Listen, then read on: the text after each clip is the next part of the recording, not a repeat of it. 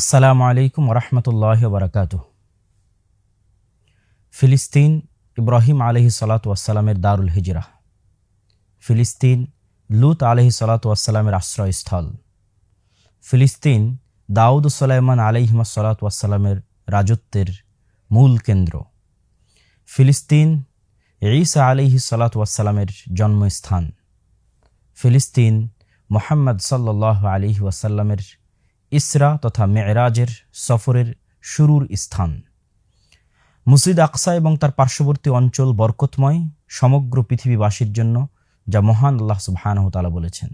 রাসূলুল্লাহ সাল্লাল্লাহু আলাইহি ওয়াসাল্লামের ভাষ্য অনুযায়ী এই মাটিতেই কিয়ামত পর্যন্ত একদল হকপন্থী মানুষ আল্লাহ সুবহানাহু ওয়া তাআলার রাস্তায় লড়াইরত থাকবে। দ্বিতীয় খলিফা ওমর ইবনুল খাত্তাব রাদিয়াল্লাহু তাআলা আনহু ফিলিস্তিনকে মুসলমানদের জন্য বিজয় করেছিলেন। দ্বিতীয়বার বিজয় করেছিলেন সুলতান সালাহুদ্দিন আল আইয়ুবী রাহিমাহুল্লাহ। আজ ফিলিস্তিনের মানুষেরা কষ্টে আছে। সমগ্র পৃথিবীর সকল মানুষের, সকল মুসলিম শাসকদের চোখের সামনে পৃথিবীর ইতিহাসের সবচেয়ে ভয়ঙ্করতম গণহত্যা চালানো হয়েছে গত ১.৫ বছর যাবৎ। প্রায় ৫০,০০০-এরও বেশি নারী, পুরুষ, শিশু, এমনকি হাসপাতাল ও শিক্ষা কেন্দ্র করে রেহাই দেওয়া হয়নি। বর্তমান যুগের এই ফেরাউনদের বিরুদ্ধে আওয়াজ উঠানো আমাদের ঈমানী ও নৈতিক দায়িত্ব।